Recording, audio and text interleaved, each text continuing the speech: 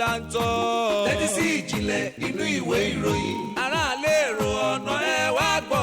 Tẹ́tí sí ìjìnlẹ̀ inú ìwé ìròyìn. Látẹnu àwọn atọ́kùn tó dáńtọ́. Tẹ́tí sí ìjìnlẹ̀ inú ìwé ìròyìn. Ìjìnlẹ̀ inú ìwé ìròyìn ló ń gorí afẹ́fẹ́. Tẹ́tí sí ìjìnlẹ̀ inú ìwé.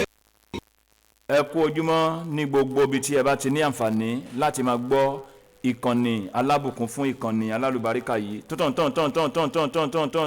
gba 100.9 FM níbi tó jẹ́ pé ẹ̀fíìsì báyìí ní tiwa o Ọlọ́run ló pé orí bẹ́ẹ̀ o yé òní ọjọ́ ìsinmi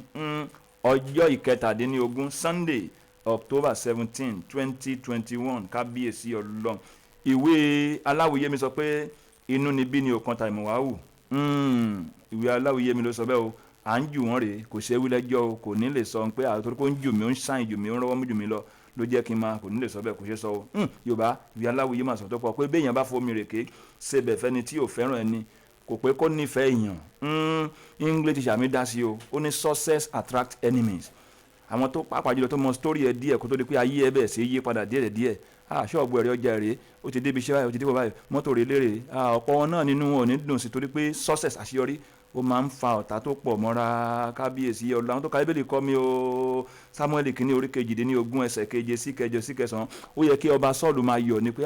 40 ọjọ́ la fi ń sá fún Gòláàtì ọmọ èkéré yìí Ọlọ́run gbogbo fún ó bá bí ṣubú àmọ́ ṣùgbọ́n bọ̀ ṣàyẹ̀rọ̀ ó fẹ́ lè pa ni pé ó bá kú bọ́wọ́ níṣẹ́ bí ìbá ṣe Ọlọ́run yé ìròyìn làwọn àkà o Benjamin Adésínà Ọlọ́runtọ́lá ni orúkọ mi yé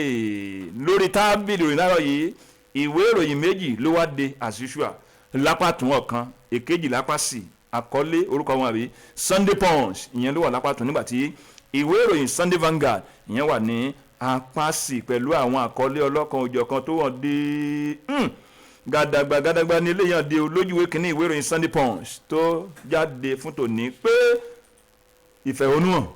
àti làásìgbò látàrí àpérò ẹgbẹ́ òṣèlú All Progressives Congress APC change tó jẹ́ pé ní àwọn ìpínlẹ̀ ẹ̀ńtẹ́tílẹ̀ pọ̀ ju àwọn ìpínlẹ̀ wo ojúwe kẹta ló lójókòó sí ìwé ìròyìn Sunday Punch eégún ẹ̀ tó jáde ti kú àìrí láìníkà táwa ti rí àfiṣe ni o àáka ni o ó wà lójúwe kẹta ìwé ìròyìn Sunday Punch mo rí eléyìí lọ́wọ́ ìsàlẹ̀ gbẹ̀rẹ̀ lápàtún pẹ̀lú àkọlé tó gbèrú pé ó tiẹ̀ ń banú ẹni jẹ́ ó ń dunni gan o kíkíni kí ó ń ṣe Ọlọ́run gúnmí kó máa wá fi kú wí oorun pé àwọn tẹ́ pé àjàgbara fún agbègbè ẹ̀tọ́ ẹ̀wọ̀n Niger Delta militant ká máa wá fi wọ́n wí àwọn tẹ́ pé agbésùnmọ̀mí tẹ́ pé àti ẹ̀mọ́ lájorí tí wọ́n fẹ́ kán sá máa pa kúkúrú pa gígùn dáyé láàmúdá Nàìjíríà láàmúdá yìí sọ ìjọba dá láìmọ́ sí kéèyàn máa wá fi wọ́n wéra wọn ó ní èmi kọ́ ló sọ bẹ́ẹ̀ orúkọ tó wọ́n dé pẹ̀lú àwòrán ẹ̀ àsárídòkú bọ̀ ojú ìwé 46 lápásì lọ́wọ́ ìsàlẹ̀ gbẹ̀rẹ̀ ìwé ìròyìn Sunday Punch ni mo ti rí lè pé ọmọ wọlé ìyàbú ẹkún àwọn ọmọ tí wọ́n náwó sí tọ́ka sí pé bọ́ èmi sàn mi dọ́tà mi ló lọ yẹn ní ìpínlẹ̀ Ọ̀yọ́ wọ́n ní kí ni òye àwọn ẹgbẹ́ òṣèlú PDP pé àwọn adarí ẹgbẹ́ ìwòyìn náà àwọn àti ọkọ̀ ayọ́kẹ́lẹ́ wọn ó fara alága ìjọba ìbílẹ̀ mi ó wà lójú ìwé kelo ìwé 4 ni o ìwé mo rí eléyìí kì í ṣòkè gbẹ̀rẹ̀ lọ́wọ́ àárín lápásì ni mo ti rí pé ọlọ́pàá ẹnìkan ló ń pè ní ọlọ́pàá iléeṣẹ́ ọlọ́pàá àjọ ọlọ́pàá ẹgbẹ̀rún 10 constable ni àwọn tí yóò ní okùn rárá tí wọ́n fẹ́ gbà wọlé pé ẹ̀yin náà fẹ́ join ọlọ́pàá kẹ́kọ̀ọ́ kọ́ṣẹ́mọṣẹ́ nípa tètè dáàbò ẹ̀mí àti dúkìá ní Nàìjíríà tó dájú ní àgbọ̀nrán pẹ̀lú irin ṣètù lọ́wọ́ yín ó wà lójú ìwé kelo 41 ẹ̀ńtẹ́tílẹ̀ pọ̀ ju gbogbo ẹ̀ la máa ka o lójú ìwé kíní wẹ́rẹ́ Sunday Vanguard òun náà ní àwọn àkọọ́lẹ̀ ọlọ́kan ọjọ́kan tí lókè téńté lápásì pé mo rí lè pé Lagos Èkó wọ́n ń jàǹfààní nínú làásìgbò IPOB ní agbègbè gúúsù ìlà aṣòfin rẹ́pù ló sọ bẹ́ẹ̀ o oníwèé 15 ló wà mo rí eré lápá tó wọn pé ẹwọ ẹnìkan tẹ́ pé ó ti jẹ́ ọmọ ogun tó ti fẹ̀yìntì olóyè Smith bí ó ṣe bá wọn tó jẹ́ pé àjì ẹgbẹ́ lọ ní ó àgbè ẹ sálọ àgbè ẹ ráyè bó ṣe bá wọn fà á ó wà lójúwèé 17 ìwé ìròyìn Sunday Vanguard gánàgbà ni mo rí eléyìí lójúwèé kìíní bẹ̀ pé látàrí ìfòpin sí SARS ọdún kan lẹ́yìn ẹ̀ àwọn tó fara káásá àwọn tó fara kómẹ̀ fara gbáǹbẹ̀ ní ìpínlẹ̀ 9 lóye ti fojú hàn bẹ́ẹ̀ ni pé owó èrè mi bílíọ̀nù náírà 25 bílíọ̀nù náírà bí jẹ́ pé wọ́n ń dúró de àwọn àjọ tẹ́kù wọn ṣiṣẹ́ lórí láti kí wọn ní ìpínlẹ̀ Èkó kan lè owó jáde nìyẹn o ojúwe 17 ní ìròyìn yẹn lọ́wọ́ ẹ wo àwọn àkọlé ọlọ́kanjọ̀kan ló hàn dé láàárọ̀ yìí bàbá ọlọ́gẹ̀dẹ̀ ọ̀fun tòlótòló ìfàló ọlọ́yẹmí bàbá olódò tí agbọ́n tí ò gbẹ afọláwòye ní agbára ọlọ́run tí abájọ́lòkè lọ́nà ní báyìí a máa mú ní ọ̀kọ̀ọ̀kan èjèèjì. ìjìnlẹ̀ inú ìwé ìròyìn ìjìnlẹ̀ inú ìwé ìròyìn tó bá fẹ́ mọ bó ṣe ń lọ. pápájìnlẹ̀ inú ìwé ìròyìn ìtùngbà FM 100.9 tẹ́tí sí ìjìnlẹ̀ inú ìwé ìròyìn. ìròyìn jákèjádò àgbẹ̀. ìjìnlẹ̀ inú ìwé ìròyìn gbéra ìwé ìròyìn Sunday Punch ni mo fi ń sídìí ìròyìn o yé ọpẹ́ o ọ̀pá rẹ̀ lọ́wọ́ eléyìí ìlú ló fẹ́ lù àlùjù láàrú tuntun pé mi ò bá tọrọ ogún wáyé ẹ má fẹ́ jọ́ mi àkọsáyé ju o torí pé òun nìkan ló gbalẹ̀ ńbẹ̀ lójú ìwé kẹta àkọlé tó gbèrè o lásìgbò ìfẹ̀hónúhàn ẹgbẹ́ òṣèlú APC àpérò wọn tó wáyé ó lẹ pé àwọn dẹ́pẹ́ ilé tèmi ẹni táwọn àtẹ̀lé rè ẹni táwọn àtẹ̀lé rè o ní àwọn ìpínlẹ̀ state ẹ̀sìn bẹ lẹ́yìn state yẹn kì í ṣe ìpínlẹ̀ kan o àkọlé tí mo rí mo mú o ọ̀rọ̀ ìwé aláwòye mi ni o ó létí tó gbọ́ àlọ kì í gbọ́ àbọ̀ ní kì í jẹ́ ká pe ọmọ ẹni ní olè láàrin jà underline nítorí pé àwọn yẹn ní olè ní tí láyé o àmọ́ ṣùgbọ́n mọ̀ṣá eléyìí nípasẹ̀ ìròyìn àti FEC station gẹ́gẹ́ bó ti hàn dé láàárọ̀ yìí ló dé bá fún ìròyìn tí mò ń kà yìí o pé látàrí pé kí ni o àpérò ẹgbẹ́ òṣèlú Progressive Congress wáyé ní àná òde yìí ní ìpínlẹ̀ mẹ́rìndínlógójì ìròyìn já mọ̀ pé ní ọjọ́ abẹ́mẹ́ta yìí pé ìpínlẹ̀ mẹ́rìnléníọgbọ̀n 34 out of 36 ló yẹ pé ó fojú ọmọ pé ìfẹ̀hónúhàn lásìgbò ó dàbí pé ó ṣẹlẹ̀ níbẹ̀ o gẹ́gẹ́ bó ti hàn dé ń bí ọ̀rọ̀ English àmì ni pé a wish is better than a rebel àjẹtẹ̀rí àwọn àgbàlagbà pé wọ́n ti ẹ̀sán wọ́n bẹ́tà dájú àwọn tẹ́ pé ọlọ̀tẹ̀ lọ pé nǹkan burúkú ní ọlọ̀tẹ̀ ní ọ̀tẹ̀ o òun ló jẹ́ pé mo rí bí pé ní ìpínlẹ̀ Ògùn àti Ọ̀ṣun pé ìkọlù wáyé látàrí kí ni àwọn ọmọ wọlé ìyàbọ̀ ẹkún tọ́gìrì àtàwọn tẹ́ pé wọ́n jẹ́ olóòótọ́ sí àwọn tẹ́ pé èmi ò tẹ̀lé wọ eléyìí tèmi ń bá lọ rẹ̀ ẹni tó jẹ́ tiwa rẹ̀ eléyìí mú kí wọ́n kọlu ra wọn gẹ́gẹ́ bó ti hàn ní pé ní ìpínlẹ̀ Ọ̀yọ́ ó dàbẹ́ ni pé wọ́n ti wọ́n fagilé pé nílè sí àpérò yìí torí kí ni o pé wọ́n kíyèsí wọ́n kẹ́fín ẹ̀ ó hàn dé pé gbogbo ohun èlò tó fẹ́ láti fi ṣètò ìdìbò yìí pé ó ti ní màkàróró nú àwọn kan ti ṣe ayédèrú gbàrọ̀ gbùdù ẹ̀ fún wọn náà fèkì ẹ̀ gẹ́gẹ́ bó ti rí wọn nínú ìròyìn pé ní ìpínlẹ̀ Ọ̀ṣun ní ìpínlẹ̀ Ògùn ní ìpínlẹ̀ Kwara ní Enugu pé ní ìpínlẹ̀ Ògùn pé àwọn wọlé ìyàbọ̀ ẹ̀kọ́ ìpínyà ńgbà tí àwọn tó yẹ pé wọ́n jẹ́ ti olóòótọ́ sí ẹni tẹ́ pé gómìnà tó kú lórí ìyàn mọ́sù tẹ́ pé wọ́n ṣe ìpàdé tiwọn àbí àpérò ní aké pé àwọn arábí débẹ̀ pé nǹkan ẹ̀ tún wọn ká níbi wọn gbé ń dáná ọ̀rọ̀ kálukú jápa júbà ẹ̀rọ ẹ wo ìròyìn ẹ̀ pọ̀ ojú bẹ́ẹ̀ lọ Àbújá jìnnà onífàgìtì tán ó dẹ̀ gbọ́dọ̀ take time láàárọ̀ kùtùkùtù kó má lọ kiri ẹ̀mọ́ nǹkan ẹ̀ bọ́ ẹnì wọn mú ìròyìn Sunday Punch ẹ̀ka o mo kó mbẹ́ yé ojú ìwé kẹrin mo gbà lọ o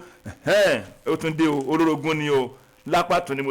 ni mo ti wá rí o pẹ̀lú àkọọ́lẹ̀ tó gbèrú tiẹ̀ pé Nigerians ẹ̀sìn bẹ lẹ́yìn ẹ̀yìn àwọn àwa èmi ń o pé a ó fún ẹgbẹ́ òṣèlú PDP ní ìṣẹ́gun ní ọdún 2023 orúkọ tó wọ́n dé ń bí Àtíkù ló sọ bẹ́ẹ̀ o kì í ṣe pé wọ́n fi nǹkan bá nu o ọ̀rọ̀ ìwé láwùyé mi ni o ó lóhun tí ojú àgbàlagbà ń rí níbi tó jòkólẹ̀ sí bọ́mọdé ń tiri tó ń garùn lágbára Ọlọ́run inshallah ojú ò lè tó torí pé àgbàlagbà máa jẹ́ o àti pẹ̀lú ọ̀rọ̀ English àmìdásí o ó ní the future you fail to see will not arrive ọ̀la téèyàn bá ti rí báyìí nínú ẹ̀mí kó fi ọpọlọ àti ọkàn rí pé ọ̀la yẹn ò lè dé o òun ló wá dífá fún ròyìn tó yẹ pé wọ́n dé pé ẹnìkan tó jẹ́ pé igbákejì ààrẹ ní Nàìjíríà nígbà kan tó yẹ pé orúkọ ẹ̀wọ̀n dẹ́mi o ìyẹn Àtíkù Abubakar ló ń ti ìgbàgbọ́ àti ìgboyà ẹ̀hàn pé ẹ̀yẹn wọn Nàìjíríà tó dájú ní àgbáráyé o ẹ máa gbọ́ o ó ní òun mọ̀ pé tí ayé bá wà lẹ́yìn ayan pé lágbára Ọlọ́run báyìí ó máa padìyẹ àtúnjẹ pé àwọn ọmọ Nigerians ẹ̀sìn ń bẹ lẹ́yìn ẹ̀yìn àwọn èmi àwa ẹ̀yìn pé àwọn ṣe àtìlẹ́yìn fún ẹgbẹ́ òṣèlú People's Democratic Party láti padà sórí gẹ́gẹ́ bí ààrẹ ní Nàìjíríà ní ọdún wo ní ọdún 2023 ọ̀rọ̀ ìwé aláwòye mi ni ó lékùté ilé tí yóò jèrè ọmọ kò ní lọ yọ̀ fólógbò ó wá rọ àwọn olóṣèlú pé ṣe mọ̀ pé èèyàn gbọ́dọ̀ tẹ̀lé ìlànà bí èèyàn bá fẹ́ jẹ́ nǹkan fẹ́ dà nǹkan ayé á ní dùs téèyàn bá tẹ̀lé pé ẹlòṣèlú wọ̀nyí pé àlè àṣìfà àlè ṣe bí ò bá sí free and fair pé ìdìbò tó lọ wọ́rọ́wọ́ àti àwọn ìlànà pé nínú ẹgbẹ́ òṣèlú PDP pé àwọn tó yẹ pé àwọn aláṣẹ gbé kalẹ̀ pé káwọn tẹ̀lé látàrí pé kí àwọn lè kó lè rí bí àwọn ti ń rò pé ó máa rí ó sọ tó pọ̀ o ọ̀rọ̀ ìwé aláwòye mi ni ó ní ètò tó dáàrin lẹ̀ ló jẹ́ kí mótúká o nígbà tóun fúnra ẹ̀ lọ ṣètò ìdìbò ní ìpínlẹ̀ Adamawa wọ́n ní ẹ̀ṣẹ̀ rí báyìí ọmọ Nàìjíríà ó ní àìga èèyàn pé kójú ẹ̀ máa tọrùn ẹ̀ wo bí àlàáfíà ṣe jọba ẹ̀ bó ṣe ń lọ ní sẹ́rin wẹ̀rẹ̀ pé ilé ti fi hàn pé àwọn ọmọ Nàìjíríà pé ní 2023 wọ́n fún àwọn ní ààyè láti bọ́ sí ipò ó ní ìlànà àwọn ẹgbẹ́ òṣèlú PDP kalẹ̀ ó ní ẹ̀wọ̀ kò sí pé kí ìjà àmì kò sí pé lásìkò ń bẹ ẹ wo ohun tí Àtíkù sọ ó mà pọ̀ o ojúwe kele mo ti ka díẹ̀ ń bẹ ojúwe ìkẹrin ìwé ìròyìn Sunday Punch tó jẹ́ pé ó jáde ní àárọ̀ yìí ẹ̀ka o mi ò tí ì kó ojúwe kẹrin yẹn o mo sì ń rí àwọn kan tó pẹ́ kàmí mo rí ìkan ní apá tán lọ́wọ́ ìsàlẹ̀ gbẹ̀rẹ́ ó gbẹ̀rẹ̀ ń tiẹ̀ àkọlé tí mo rí rèé pé ayá ẹ bẹ̀rẹ̀ àwẹ̀ báyìí kí wọ́n tó gbé mi lọ ilé ẹjọ́ èmi kọ́ ohun tí mo rí mò ń kà Nnamdi Kanu ló ń sọ fún àwọn tẹ́ pé alátìlẹ́yìn olólùfẹ́ pé ẹ bẹ̀rẹ̀ àwẹ̀ ẹ̀yàn oúnjẹ iyán ẹ̀bà sẹ̀mó àrí àpò ẹ̀bà ẹ̀yàn ńlá lódì báyìí nítorí tèmi o àkọlé tí mo rí bẹ́ẹ̀ nìyẹn ọ̀rọ̀ English àmì ni ó ní any man on earth without a problem is a problem to the earth tẹ́bàrà nìkan láyé tí yóò níṣòro láti ní tákàn oníwẹ̀ ṣe olówó àwọn náà ní tiwọn wọn pamọ́ra ni o pé ẹnìkan tí ó wà tí yóò níṣòro pé ajẹ́kùn tó rẹ̀ ni ọ̀rọ̀ English àmì náà tún mú sí o pé the God you refuse to know in your time of peace will not be there for you in your time of trouble ọlọ́run tẹ̀yìn wàá mọ̀ nígbà láfíà tó ń dùn tó ń dán nígbà tí wàá níṣòro kò ní sọ pé Allah Jésù gbà mí o kò ní ṣe òun ló dífá fún ròyìn tó wọ́n dé yẹ pé ṣáájú pé wọ́n ó gbé Mercy Nnamdi Kanu pé ta ni Mercy Nnamdi Kanu olórí àjọ IPOB Indigenous People of Biafra wọ́n ó gbé lọ ilé ẹjọ́ ní ẹ̀wò yá ohun tó ṣe ni pé ẹ bẹ̀rẹ̀ àwẹ̀ báyìí bí mo ṣe ń sọ̀rọ̀ yìí kíákíá nítorí ọ̀rọ̀ mi o ọ̀rọ̀ ìwé aláwọ̀ yé mi ni ó lé bí òpá mi ni òyò ó ní sẹ́yìn mọ̀ pé kì í jẹ́ kí Olódùmarè Ọlọ́run kó mọ ohun tí yóò ṣe fún yàn ni ìyẹn máa sọ tó fẹ́ ni Ànábì Sàgáríà ní kí ló fẹ́ mo fẹ́ kójú mi láàrin àníyá ríran pé ẹ bẹ̀rẹ̀ àwẹ̀ gẹ́gẹ́ bó ti fi sẹ́yìn rán ẹnìkan tó pé agbẹjọ́rò tiẹ̀ torúkọ ẹ̀wọ̀n níbi fi àyè èjì òfò ó ní ẹ̀wò Mercy Nnamdi lójú ìwé ojú Facebook ló ti fi sẹ́yìn léde tí wọ́n yẹ tọ́wọ́n ríkà tí ìròyìn náà fi pé ó ń dé tí ìgbọ́ ẹ̀yìn tẹ́ pé ẹ̀ ń gbọ́ ìròyìn pé ẹ bẹ̀rẹ̀ àwẹ̀ o kọ́ńtò tí wọ́n gbé òun lọ sí ilé ẹjọ́ wo ni Federal High Court nígbà wo ní Àbújá ní ọjọ́ tọ́sídẹ̀ẹ́ tó ń bọ̀ yìí ọjọ́bọ̀ tó ń bọ̀ yìí ni ó ní ẹ wá jẹ́ kó wọn tún sọ fún yín o pé ìròyìn ẹlẹ́jẹ̀ kan ti ẹ̀ ń lọ kiri pé Mercy Nnamdi yìí pé láti orílẹ̀-èdè China ó gbà bí lọ ó ṣàbí lọ bí China ni ó lọ Israel sí o pé ìlú kan kóńtó kátà ló tún wà àtàwọn bòmí oníròyìn ẹlẹ́jẹ̀ nìyẹn ó sọ tó pọ̀ nípa ti Mercy Nnamdi Kanu ojúwe kárí ni mo ti ka díẹ̀ níbẹ̀ nínú ìwé ìròyìn wo Sunday Punch ẹnà ọmọ ẹ̀rà ẹ̀ka ó kó mbẹ́ ojúwe kẹfà ni mo gba olórogún náà tún ní ègé ìyẹn náà ní as usual lápásì lókè téńté ni mo ti rí eléyìí pẹ̀lú àkọọ́lé tó gbèrò pé Nigerians ẹ̀sìn bẹ lẹ́yìn ẹ̀yin àwọn èmi àwa ẹ̀yin o pé ọ̀rọ̀ ẹgbẹ́ òṣèlú APC ó ti sú wọn wọ́n ń dúró de PDP báyìí ni o PDP power ni wọ́n ń dúró de o èmi kọ́ ló sọ bẹ́ẹ̀ o dírí lórúkọ tó wọ́n dé mi o ọ̀rọ̀ English àmì ni ó nothing is easier than saying war àmọ́ gbòòrò nígbòòrò ni ọ̀fẹ́ lóhùn ó ń jábọ́ kí ló dé tó wá fòun lẹ̀ fún wa báyìí òun ló dé fá fún ròyìn tí mò ń wòye pé gómìnà Dúóyè Díríti ìpínlẹ̀ Bayelsa ló ń sọ̀rọ̀ ní ọjọ́ àbámẹ́ta ní àná òde yìí pé ṣe rí Nigerians ẹ̀sìn bẹ̀rẹ̀ yẹn gbogbo Nàìjíríà ọkùnrin gbogbo láì fi ẹ̀sìn ẹ̀yà èdè ṣe pé ohun tí wọ́n ń pòǹgbò báyìí ni pé ẹgbẹ́ òṣèlú PDP máa bọ̀ gbà wá o PDP power ní ọdún 2020 ní ọ̀rọ̀ ọgbẹ́ òṣèlú All Progressives Congress APC change pé ó ti sú wọn ọ̀rọ̀ ìwé aláwọ̀ yé mi ni onítàbá kó olódògún jọ ó ní agbára Ọlọ́run a ó rí onípò kínní ní àárín wọn ó ní ẹ̀yin náà ẹnu lẹ́wọ́nu ọkọ̀ ẹ wo àwọn tí ẹgbẹ́ òṣèlú PDP ṣe àpérò tiwọn kíní kan tiwọn pé ó ń lọ ní wọ́rọ́wọ́ àwọn gómìnà tó wà ní ẹgbẹ́ òṣèlú PDP ní orílẹ̀ Nàìjíríà pé ẹ wo bí wọ́n ti ń ṣiṣẹ́ akínyẹ́ pé wọ́n ń yan wọ́n ń ṣáájú ó ní àìga ẹ̀yìn ò pé kí ojú ẹ̀ má tọ̀nà àti pẹ̀lú ìwé aláwọ̀ yé mi ló mú ọ̀rọ̀ lọ pé kò dìgbà tí a bá nawọ́ ká tó fi òru wọ̀ báyìí pé bí ilẹ̀ bá ti báyìí gbogbo ojú tó máa di pé ilẹ̀ ti ṣú ó ń sọ tó pọ̀ bí ó ní àwọn ìpínlẹ̀ ẹ wo ó fi ọ̀rọ̀ ìrìn nìkan tẹ́ pé jẹ́ akọ̀wé pàtàkì tẹ́ pé ṣe tí orúkọ ẹ̀wọ̀n ní mi o ìyẹn ọ̀gbẹ́ni Daniel Alabra ló wá ń ṣàlàyé lónìí ẹ̀wọ̀ PDP ní àwọn èèyàn dẹ̀ retí náà pòǹgbẹ́ pé wàá gbà wá dédé máa bọ̀ ní 2023 ó ní òun níbàdí ọkàn gbà àyà ló fọwọ́ gbálẹ̀ mi kínní ó fọwọ́ gbálẹ̀ kejì ó fọwọ́ gbálẹ̀ ó ní mo fọwọ́ gbá wọ́n ní àyà ni ó lóun gómìnà Dírí pé ní 2023 àwọn èèyàn ti ń pòǹgbẹ́ fún ẹgbẹ́ òṣèlú PDP tó jẹ́ ẹgbẹ́ òṣèlú pé ọ̀rọ̀ APC change ó di sunwọ̀n o ojúwe kẹrin mọ́tẹ́rì ojú ìwé ìkẹfà ìwé ìròyìn Sunday Punch ti jẹ́ pé ó jáde ní àárọ̀ yìí ẹ̀nàwọ́ mo ra ẹ̀ka omo kó ń bẹ̀ mo wá lọ sí ojú ìwé ìkẹrìndínlógójì pé 36 ló ń jẹ́ bẹ́ẹ̀ o kábíyèsí Ọlọ́run olórogún náà ni o eléyìí tí mo fẹ́ dẹ̀kàn yìí ló wà lókè téńté pẹ̀lú àkọlé tó gbèrò pé ó ń ba nínú jẹ́ ó ń dunni ká máa fi kówé ọrùn o ká máa fi àwọn Niger Delta militant àwọn tẹ́ pé wọ́n ń jà fún ẹ̀tọ́ agbègbè wọn ká máa fi wọ́n wé àwọn tẹ́ pé agbésùnmọ̀ mi tẹ́ pé àti ẹ̀mọ́ tí wọ́n fẹ́ orúkọ tó wọ́n dé mi àti àwòrán tí mò ń wò mi tẹ́ pé irun òsì lórí àgbọ̀n ń bẹ lẹ́nu o àsáárì dòkú bọ̀ lórúkọ tó wọ́n dé mi àtàwọn tí mo rí o yé ọ̀rọ̀ ìwé aláwọ̀ yé mi ni ó ní a kì í lẹ ká má lè dànù bì ìyàlá ò ní lè kọ́ àti pẹ̀lú ohun tó máa jẹun lóye ká fi wé ohun pé àwọn tí ẹgbẹ́ ó ká máa fi kú ká máa fi wé ohun pé ó dà pé ó kù díẹ̀ káàtó ó ń lọ ní fáfúròyìn tó wọ́n dé yín bí o ẹgẹ́ bí mo ti rí pé ajá fún agbègbè Delta torúkọ ẹ̀wọ̀n dé bí o Azari Dokubo ni wọ́n fi ọ̀rọ̀ wá lẹ́nu wò ṣé àwọn ọ̀rọ̀ ìwé aláwọ̀ yé mi ni ó lẹ́ ní fọ̀pánà ago tẹnu ẹ̀ ló fẹ́ gbọ́ ńgbà táwọn oníròyìn gbé súnmọ́ pé ǹlẹ́ Azari ǹlẹ́ Dokubo ó ní ẹ̀kọ́ ó ní ìbéèrè akọ́ rẹ̀ pé ọ̀rọ̀ Nàìjíríà bó tẹ̀ ṣe ń lọ gbogbo àti àgbà tó ó ti ẹ̀ sọ̀rọ̀ ó dákẹ́ yé ó wá tẹnu bọ̀rọ̀ ó ń lò tọ́ ni pé ẹni fọ̀páná ogo tẹnu ẹ̀ báyìí ló fẹ́ gbọ́ ó ní ìkíní nígbà tó ń dákẹ́ nígbà tó ń sọ̀rọ̀ wọ́n ló ń pariwo nígbà tó ń sọ̀rọ̀ wọ́n ló ń sọ̀rọ̀ pé kí ló dé ọ̀rọ̀ English àmì jáde lẹ́nu ẹ̀ pé the shortest route to becoming nothing on earth is to seek to please everybody pé ọ̀nà tó yá jùlọ kéèyàn máa jẹ nǹkan láyé ni pé kéèyàn ṣàfẹ́ tẹ́ gbogbo ẹ lọ́rùn ó ń kọ́lé tiẹ̀ ni ó ṣe kọ́ báyìí awo atún kọ́ báyìí àwọn kan tún ní kọ́ báyìí kò ní jẹ́ nǹkan láyé ni pé pé nígbà tó ń dákẹ́ tó ó dẹ̀ mọ̀ pé Yorùbá orí wọn pé àìdákẹ́ àsìwé àìwò sùn àdánà wọ́n tún wá tẹnu mọ́ wọ́n tún wá béèrè lọ́wọ́ pé àwòdà bí ọ̀rọ̀ ṣe ń lọ yìí pé àwọn tẹ́ pé militant ìjẹ́ Nàìjíríà ó ní a máa fi kú wo pé ohun tó máa jẹ ohun ká fi wé ohun ó ní ẹni ọ̀rọ̀ ìwé aláwọ̀ yébírí sáà pé tán ní ògbọ́ ẹni tí à ń tàn ní ògbọ́ ẹni tí à ń tàn ní ẹ̀gbọ́n ẹni tó ń tàn ní lógbọ́n jù lọ pé àkígúmi ó sí ọlọ́run ó sí ọlọ́run nílànà ìsìlámù kó máa wá fi àwọn agbésùmọ̀mí tẹ́ pé akọ̀ ń da ilé àmú ká wọn àmọ́ kókó tó ń fẹ́ tako rìn burúkú ẹni tó ń bẹ lọ́wọ́ tẹ́ pé kò ní láìsẹ̀nsì àmọ́ iṣẹ́ burúkú náà ni iná gbóná iná nàlá ló ń ti ẹnu ìjẹ́jẹ́ pé wọ́n rán àìmọye èèyàn níyàn ọ̀ràn tẹ́ pé wọ́n àpọ̀lọpọ̀ di aláìrílégbé nípasẹ̀ pé àwọn náà ń da Nàìjíríà láàmú yìí pé ká máa fi wọ́n wé àwọn tẹ́ pé onílù tí ò ní fẹ́ kó tú àmọ́ ṣùgbọ́n mọ̀ṣá ọ̀nà láì tí wọ́n ń jà fún agbègbè wọn pé agbègbè wa ìgbésẹ̀ tẹ̀síwájú òun báyìí la fẹ́ lọ́wọ́ fèjì ìjọba wa tó jẹ́ pé abiyamọ ni ẹ wo ó máa pọ̀ ń bẹ ó ní fáàkì tán take time Àbújá jìnnà ojúwe kìlómítírì ìwé ìkẹrìndínlógójì ìwé ìròyìn wo ìwé ìròyìn Sunday Punch kí n tó gbé ìròyìn Sunday Punch káyọ̀ lára yìí yé eléyìí tí máa fi ká díẹ̀ nílẹ̀ nínú ojú ìwé ìkọkànléníogójì page 41 ló ń jẹ́ mẹ́ o ìwé ìròyìn yìí ni yé olórogún náà ni o mo wá rí ní apá tún kò gbẹ̀rẹ̀ àmọ́ ṣùgbọ́n mọ̀ṣá ọwọ́ ìsàlẹ̀ ni o pẹ̀lú àkọọ́lẹ̀ tó ń gbèrò pé ọlọ́pàá ti bẹ̀rẹ̀ ìgbésẹ̀ 10,000 constable tí wọ́n gbà sí ẹnu iṣẹ́ ọlọ́pàá o àwọn 10,000 ọ̀rọ̀ English àmì ni ó ní getting started is the secret of getting ahead in life kéèyàn bẹ̀rẹ̀ báyìí procrastination ọ̀tá ọ̀la ni ọ̀tá ògo ọ̀tá nǹkan rẹ ni màá ṣe lọ́la ọ̀la tí kì í tán ṣùgbọ́n getting started kéèyàn bẹ̀rẹ̀ báyìí ó ti bẹ̀rẹ̀ náà nìyẹn a máa wá tẹ̀síwájú dédédédédédédédé nídìí tó jẹ́ pé ó ti bẹ̀rẹ̀ yìí òun ló ní fáfúrò ètò wọn dé yìí pé iléeṣẹ́ ọlọ́pàá ọ̀rọ̀ ìwé aláwọ̀ yìí sọ pé ojú méjì tí ìdùnnú ní ohun kan ló fi ń fọ iléeṣẹ́ ọlọ́pàá ìyẹn ìkíní Nigerian Police Force àti kejì Police Service Commission ni wọ́n jọ pàápọ̀ tó bí àsìkò tó 10,000 tẹ́ pé wọ́n gbà wọlé nínú àwọn Nàìjíríà tó dájú ní àgbáńlá tẹ́ pé ọkùnrin obìnrin ọmọdé àgbà láì fi ẹ̀yà ìsìn èdè ṣe pé ó yá ìgbésẹ̀ ti yá o láti bẹ̀rẹ̀ wọ́n ní gẹ́gẹ́ bó ti yàn dénú wẹ̀rẹ̀ pé ṣáájú ni wọ́n ti wọ́gi lé pé àwọn ti gbégbèsè gbà kan o gẹ́gẹ́ bí wọ́n ti fi ọ̀rọ̀ sí ẹni pé agbẹnusọ fún iléeṣẹ́ ọlọ́pàá tó rúkọ ẹ̀wọ̀n níbi Frank Mba ló ń sọ ní ọjọ́ àbámẹ́ta sátidé ní àná òde pé ẹ wò ó ìgbésẹ̀ ìti bẹ̀rẹ̀ kí àwọn tí ọ̀rọ̀ kan látọjọ́ ajé Monday sí ọjọ́ Tuesday kan lọ yẹ̀ wéwò 18 to 19 October 26 October 2021 yìí kan lọ yẹ̀ wéwò lórí ayélujára orúkọ wọn kí wọ́n lè mọ ibi tí wọ́n ti pín wọn sí pé láti ṣe ìdánwò ẹ̀sáàmù tẹ́ pé yóò mú kí wọ́n wọlé ní ọjọ́ òní ẹ̀sáàmù àwọn yẹ ọjọ́ ìkọkàndínlọ́gbọ̀n àti ọgbọ̀njọ́ oṣù kẹwàá yìí náà ni òkúta pé wọ́n gbé ìgbésẹ̀ o ṣáájú bó ti wọ̀n dénú ìwé ìròyìn pé wọ́n ti wọ́gilé kí ló dé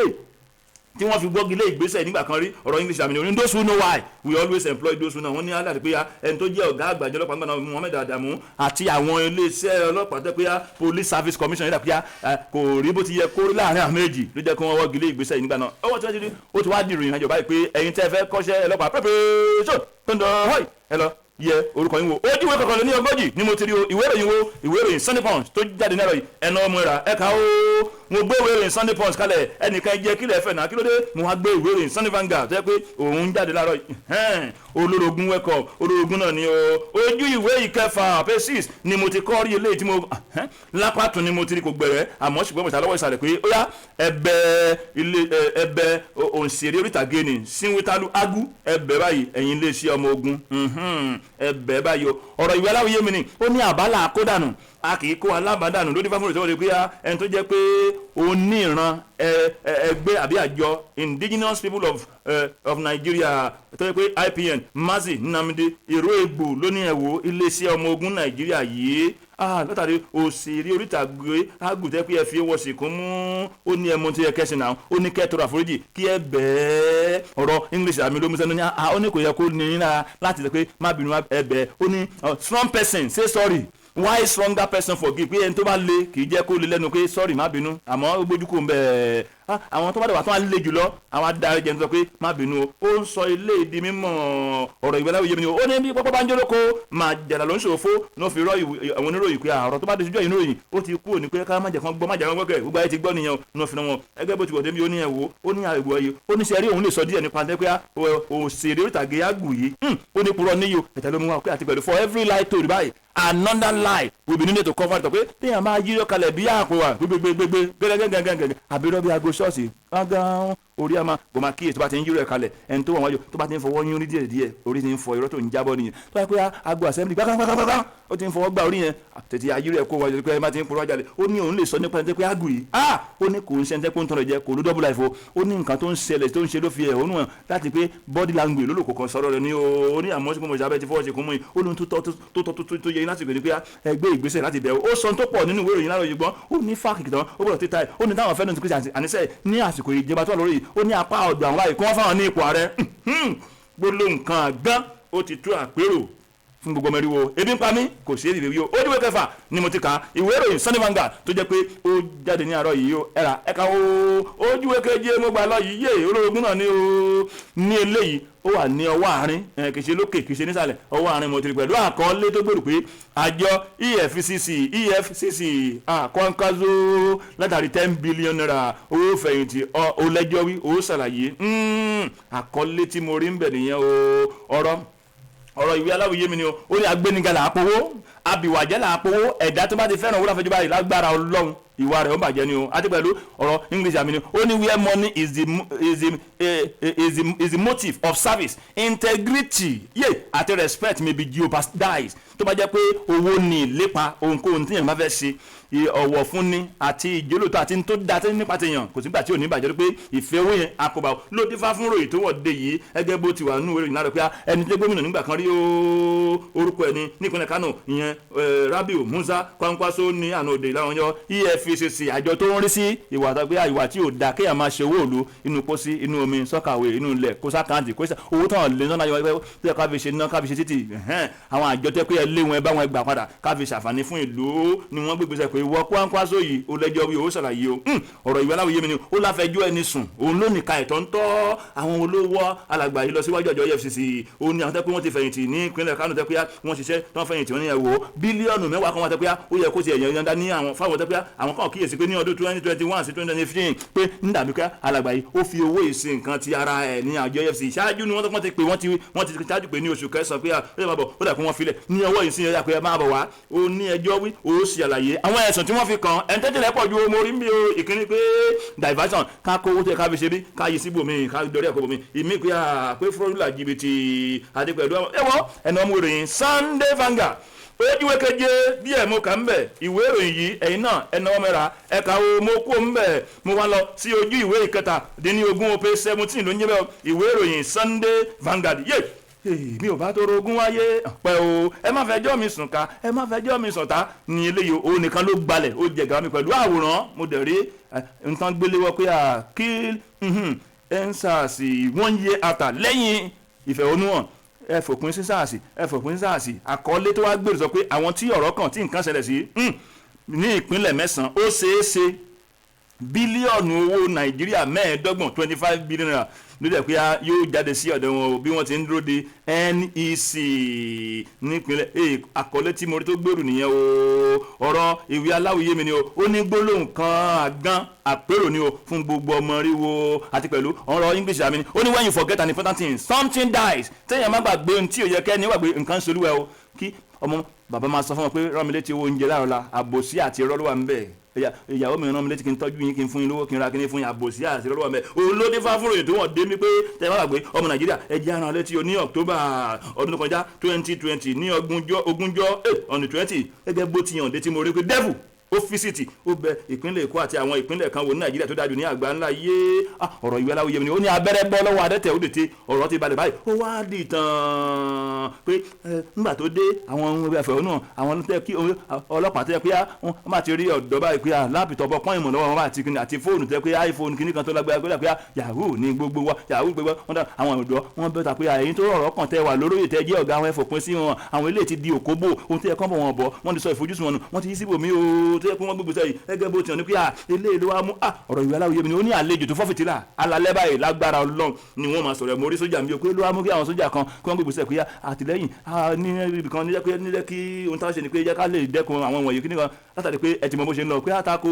tó fi mú kí àwọn kan pé ẹ̀yin lẹ́wà ń díẹ̀ àwọn tó bá kú bọ́ ń bí o ẹgẹ́ bó ti hàn dé ń bí o wọ́n ní ẹ wo nínú ìwé ìròyìn tó mú nǹka yìí Sunday Vanguard lójú ìwé kẹrìndínlógún yìí ó wá hàn dé ń bẹ̀ pé ó ṣeéṣe ní àsìkò yìí báyìí tó yẹ pé wọ́n ń retí National Economic Council tó jẹ́ pé NEC ní àtàrí pé bílíọ̀nù mẹ́ẹ̀ẹ́dọ́gbọ̀n 25 billion naira ṣé ọ̀rọ̀ ìwé aláwòye mi ó ní ajé òsì èèyàn sun wọn ìwé aláwòye mi ó ní àórí mi ìnáwó amókúta dé ọjà wọ́n rí jẹ́ tẹ̀ wọ́n kọ́ pé ó ṣeéṣe àwọn tí ọ̀rọ̀ kan tán fara kẹ́sẹ́ tẹ́wọ́ ara kápútà ní nẹ́tàlí pé kí ni ìgbìmọ̀ tán kalẹ̀ ní ilé iṣẹ́ igbákejì ààrẹ wọ́n ń retí pé ẹ wo obìnrin yẹn pọ̀ jù bẹ́ẹ̀ lọ ojú ìwé kẹtàlélọ́gbọ̀n page 17 ni mo ti ka díẹ̀ ń bẹ̀ torí pé ó ní ṣe pẹ̀lú owó àti ìṣẹ́ tó kọjá pé ó ṣeéṣe o kí nẹ́tàlí pé anniversary kẹ́ ń bo ẹ̀nà ọmọ Sunday Vanguard ẹ̀ka o. iléeṣẹ́ rédíò Tùngbà 100.9 FM lónìí ká bá ní polówó ọjà kájé wọ̀ gbá gbogbo èèyàn oníléeṣẹ́ ńlá àti oníléeṣẹ́ kéréje ẹgbẹ́ra ńlẹ̀ káwá polówó tẹ́yìn náà ń tà pẹ̀lú báwa dòwò ajé papọ̀ káwa náà fi tiwa gbé tiyín lárugẹ kí ọjà yóò di ìlú mọ̀ọ́ká fún tonílétà àlejò kájé wọ̀ gbá yín lóní wìtìwìtì ọjà tí iléeṣẹ́ rédíò Tùngbà 100.9 FM bá ti bá yín ṣe polówó ẹ̀ kò sí tàbí ṣùgbọ́n àlùbáríkà ti wọnú ọjà bẹ́ẹ̀ ìdí nìyí tí a ṣe ń pè yín wípé kẹ́ máa bọ̀ láti wá bá wa dòwò ajé papọ̀ ẹ kàn sí wa ní ọ̀nà fọ́kàn estate ìtaolúwo Ṣàgámù road Ìkòròdú tàbí kẹ́ ẹ pè Mary sórí 08077483701 tàbí Esther sórí 08077498248 Tùngbà 100.9 FM ẹ̀fíìsì ní tiwa. Tùngbà 100.9 FM we don come with another brand new package. Wetin be the package? The package na be say we don get our own recording studio inside here for Tùngbà FM and we dey produce any kind of music wey you dey do. Shey na contemporary music, hip hop, highlife. My brother, no wait, come here for inside Tùngbà FM. We go do am for you. Another thing be say Tùngbà FM promise to promote your song for 1 month. Where we dey talk of? We dey talk of Tùngbà FM 100.9 wey dey for Tùngbà close Onofoko estate off Ṣàgámù road Ìtaolúwo Ìkòròdú. My brother, wetin you dey wait for? Rush o, rush down to Tùngbà FM 100.9. Don't touch it o. ìjìnlẹ̀ inú ìwé ìròyìn ìjìnlẹ̀ inú ìwé ìròyìn tó bá fẹ́. ìjìnlẹ̀ inú ìwé ìròyìn tẹ̀síwájú kí n tó máa lọ́rọ̀ yìí ojú ìwé kẹtàdínlọ́gbọ̀n page 27 ní o ìwé ìròyìn Sunday Vanguard olórogún kọ́délé yìí o mi ò bá tó orogún ayé láàárọ̀ ìyá yìí tó ti yọ o torí pé òun nìkan ló jẹ gàba ló gbàdé sílẹ̀ o àkọlé tó gbèrú rè o ẹ o bí ẹni tẹ́ pé oníṣẹ́ ọmọ ogun ojú òfurufú tó ti fẹ̀yìntì bó ṣe dojú kọ wọ́n pé ẹ̀yin ajínigbé èmi àkọlé tó gbèrú nìyẹn o ọ̀rọ̀ English àmì ni ó ní what you do not know is above you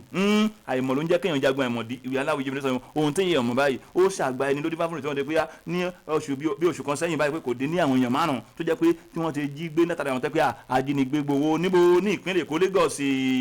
tó jẹ́ pé òun ni orí ní Nàìjíríà tẹ́ pé àbí nǹkan bá sí orí gbogbo ara ló ti wà nínú àìsàn o gẹ́gẹ́ bó ti hàn débi wọ́n ní kì í tiẹ̀ ṣe pé ìgbà ọkọ̀ rẹ̀ tẹ́ pé yóò ṣẹlẹ̀ ní ìpínlẹ̀ Èkó pé àmọ́ ṣùgbọ́n mo jà pé ọ̀rọ̀ ìwé aláwọ̀ yìí pé à ń kíyèsí gẹ́gẹ́ ni o kó má bàa gbalẹ̀ lọ́rùn ó dà kó ti ń gbalẹ̀ ni o wọ́n ní tẹ́ bá gbàgbé ọmọ Nàìjíríà ẹ jẹ́ aràn yín létí o ọ̀rọ̀ yín ti sàmì jáde o ó ní yóò béèrè remember for the problem you cause or the problem you solve ìṣòro tó o bá dálẹ̀ la máa fi rántí àbẹ́rẹ́ tó bá yanjú o pé ẹnìkan tó pé orúkọ tiẹ̀ ọ̀dẹ́ bí ẹ ti wáyé mọ̀ sí Evans ìbílẹ̀ pé àkèṣe Evans gan ni orúkọ ẹ̀ Ṣúkúdù Eme Owó Amadike tó pé AK tiẹ̀ àbáláwo yé lèmi o òun jẹ́ Evans pé pátá pé ní àwọn agbègbè kan ní ìpínlẹ̀ Èkó ńgbà tiẹ̀ pé trade fair dáná Satellite dáhùn Vestac dáhùn Amóhùndọ̀fin dáhùn GRA dáhùn Ọ̀kọ́ta ní Èkó àti West End pé àwọn agbègbè jẹ́ pé lẹ́yìn tọwọ́ ti tiẹ̀ ń tiẹ̀ pé àwọn ṣùgbọ́n ṣá ó dẹ̀ pé ó ń kọ àwọn èlò nínú pé kí ló wá dé o tí ẹnìkan tó wà wọ̀n dé ń bí tó yẹ pé orúkọ ẹ̀ wọ̀n dé ń bí ó ní tí wọ́n jí gbé ní oṣù kẹsàn-án Vice Marshal Sikiru Smith tẹ́ pé ó ti fẹ̀yìntì òṣìṣẹ́ ọmọ ogun Nàìjíríà tó dájú ní àgbáyé tẹ́pẹ́ fẹ̀yìn wọ́n ní bó ti wọ̀n débi pé ọjọ́ kejì ní ọgbọ̀n oṣù kẹsàn-án September tẹ́pẹ́ ní aago 6 ìrọ̀lẹ́ ní ibi tẹ́pẹ́ ilé ẹ̀ tẹ́pẹ́ ní àjà níbi pé àwọn abitọ́ pé irin tútù tí yóò ní láísẹ̀nsì pé iná boko iná gbóná iná la tó wà lẹ́nu èyí tó ní láísẹ̀nsì náà ló wà lẹ́nu lọ́wọ́ wọn yé tí wọ́n dé pé àìwọ́ wọn ló ṣọkùnrin pé irọ́ èmi agbémitì àmọ́ ṣùgbọ́n wọn ṣàwọ́ pé èèyàn mẹ́fà mú ẹ olóòkàn bá wọn lọ ó kàn bá wọn lọ nàbí túláàsì olówó gba ilé tí ìwé aláwòye mi nìyẹn oníyóòrí lágbára lọ́wọ́ máa sunkún wọn ni ó sunkún wọn ni òtún kò sunu máa ti bẹ̀ bọ́ wọn ní àṣẹwọ́n àwọn ará bí wọ́n gbé ẹni lẹ́ni wọ́n gbé lọ àwọn sì wọ́n ṣàwọ́ gẹ́gẹ́ bó ti hàn nínú rẹ̀ pé ẹni tó jẹ́ kọmíṣánná fún ọlọ́pàá ní ìpínlẹ̀ Èkó tó rúkọ ẹ̀wọ̀n níbi Akeem Odumosu ó wá sọ̀rọ̀ pé ẹ wò ó látàrí iṣẹ́ takuntakun tápẹ́ àwọn tó kẹ́kọ̀ọ́ kọ́ṣẹ́mọṣẹ́ nípa tètè dáàbò ẹ̀ má ti dúkìá ọlọ́pàá níyan o askari polisi Abẹ́òkúta wọn ni wọ́n gbé ìgbésẹ̀ pé àwọn bèbè odò àti wíjẹ́ kínní àmọ́ ó ti wá hàn dé pé ẹlẹ́ni o ó ti padà di òmìnira o lẹ́yìn ọjọ́ 6 ó wá hàn dé níwèé ìròyìn pé wọ́n fẹ́ celebrate wọ́n fẹ́ yin Ọlọ́run ẹni abúyá jẹnu àná o ẹni àná dẹ̀rẹ́ ó yá jẹnu àlòpá o ìwé aláwòye mi ni àti pẹ̀lú wọ́n ní àwọn tó yẹ pé klọ́ọ̀bù kan tó yẹ pé orúkọ wọn dé bí o ilé bíntín social club wọ́n fẹ́ celebrate fún yìí náà pé eégún tó wá gbé ní ó yẹ ká dára fún wọn pé látàrí ẹni ara wọn tó yẹ pé ó lọ́ọ́ padà dé yìí ẹni tó wá jẹ́ olórí ẹgbẹ́ ìjẹ́ pé láwọn àlè lóbólógún wá sọ̀rọ̀ kan tó jẹ́ pé ó gbà kíyèsí ó ní bí wọ́n pa ojúgbà ẹni ògùn nípa fún ni àti pẹ̀lú afẹ́fẹ́ tó wọlé tó kọjá yàrá ó ní ẹni wọ tiẹ̀ sọ́run máa ṣàfihàn ojúwé kẹtàdínní hàn ogún agbọ̀n ẹnu àgbò ìwé ìròyìn Sunday Vanguard ni mo ti kádìẹ ń bẹ ẹ ká o mo kádìẹ ńlẹ pẹ̀lú ojú ìwé kelo ìkẹtàléníogún page 23 ni o tó ní ti pẹ̀lú ọ̀rọ̀ àwọn ẹlẹ́sìn àkọlé tí eléyìí gbèrò lápàṣẹ ni mo ti rí kì í ṣòkè àmọ́ ṣùgbọ́n wọn ṣá kì í ṣèṣàlẹ̀ lọ́wọ́ àárín ni o pé èmi mo di oníwàásù tó jẹ́ pé ó lówó ó lọ́lá jùlọ láìpẹ́ èmi kọ́ ló sọ bẹ́ẹ̀ o orúkọ tó wà ń bè ó ń ṣe ọlọ́run ìbíyọmẹ́ ló sọ bẹ́ẹ̀ lára yìí ọ̀rọ̀ ìwé aláwọ̀ yé mi ni ó ní gbólóhùn kan àgán gbólóhùn kan dẹ̀rẹ́ ó bọ̀rọ̀ jẹ́ gbólóhùn kan dẹ̀rẹ́ ó tún ọ̀rọ̀ ṣe o àti pẹ̀lú Maria mímọ́ ìyá ànábì Ísá ìyá Jésù ó bímọ láì mọ ọkùnrin ó lóyún láì mọ ọkùnrin yes or no capital yes ni o pé láti lówó kì í sí ẹ̀ṣẹ̀ ní ìlànà Ọlọ́run ló dín fáfún ròyìn tó wọ̀n dé bí ẹni tẹ́ pé ó ń ṣe Ọlọ́run dásílẹ̀ ìjọ Salvation Ministry tẹ́ kórúkọ yẹn ọ̀dẹ̀ bí Pastor David Ibiyọmẹ́ ló wá ń sọ̀rọ̀ ọ̀dí mọ̀ pé ẹ wo láìpẹ́ ní ó wá fi kíní kan sí o ní àtìkó ti òun pé kálukú ló ní dispensation ló ní táyà pé òun á jẹ́ oníwàásù tó lówó jùlọ ó wá sàn kan bí mo rí mi pé bíi ti bàbá tòun àmọ́ tí mo mọ̀ sá mi ò wá bàbá mi bí torí pé mi ò lórúkọ ẹ̀ ń bí o onífàákì tán síbi ọ̀tí ta ó ṣàlàyé tó pọ̀ ń bí o níbi tí wọ́n dé pé ọ̀rọ̀ ìwé aláwọ̀ yé mi ni olóhùn tó sáwọ́nù wò ló ní ká wá àdá àti ọkọ́ jáde pé wá àdá wọ́kọ́ wá níbi ètò kan tẹ́kun ṣe ní ọjọ́ ìsinmi Sunday níbo ní Port Harcourt tó dé kó ti ń wàásù ló di sọ ilé ìdímọ̀ ó ní ẹ̀wò ohun tó ń sọ ìpínlẹ̀ kó ti yàpùn àti pẹ̀lú ẹnikẹ́ni lè ṣeun gbé lásìkò yẹn wọ́n lè lò kókò ní rẹ̀ ó ní ṣùgbọ́n ìgbàgbọ́ nú Ọlọ́run ọ̀rọ̀ English àbí pé true faith goes into operation where there are no answer nígbà téèyàn bá rí dáhùn sí àdúrà ni ó máa ń yẹ kéèyàn nígbàgbọ́ tẹ́ pé ànígbàgbọ́ ó ní ohun tó nǹkan ṣe ni pé eléyìí tó ń ṣe yìí ó fi òun náà padà kí ló ṣe ẹ̀ ń tẹ́tí lẹ́pọ̀ ju ilé ẹ̀kọ́ ṣùkúrù fún àwọn ọmọ aláyẹ̀ tẹ́ pé scholarship ni òun ni wọ́n ń sí tó ní tíyẹn bá ti ń ṣerú léyìí èèyàn kì í ṣe irú ẹ̀ kó wá hùn ni o èèyàn kì í ṣe irú ẹ̀ kó má gbé ni á padà jèrè á padà mú lẹ́yìn òun mọ̀ pé láìpẹ́ oníwàásù tó lówó jùlọ wọn ojúwe kẹtàdínlẹ́níogún ni mo ti ka yín láàárọ̀ yìí ẹni wọ́n mú ẹ̀ra ẹ̀ka o adúpẹ́ lọ́wọ́ ẹni tó dákú tí kò nípa o ọba tó ń dànù òṣèré súnkò sún àtìmátì àti máa lọ orójú ẹlẹ́gàn báyìí gbé nígbà òkè yá dákẹ́ má sọ̀rọ̀ mọ́ Ọlọ́run jẹ́ bẹ́ẹ̀ ó yà máa sọ máa rí sọ Ọlọ́run ló ń jẹ́ bẹ́ẹ̀ o ewu ràgẹ̀rẹ̀ fún àgbẹ̀fẹ́ àjẹ́ yìí o anamọlọ́rẹ́ ọlá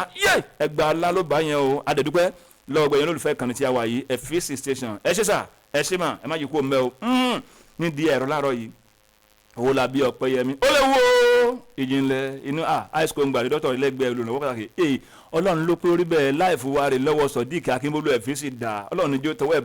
bàjẹ́ o àmì àti àjẹ́ o English teacher mi sọ̀rọ̀ ó ní see problem see opportunity àpàṣẹ mo ló ń wò mí see problem see opportunity nínú àwọn ìṣòro tá à ń bá pàdé ẹ jẹ́ farabalẹ̀ àǹfààní rẹ̀ lèmi ń sọ nípa ẹ̀ o àǹfààní gidi ni o kì í ṣe ká máa dá títì lu o ká máa ba nǹkan jẹ́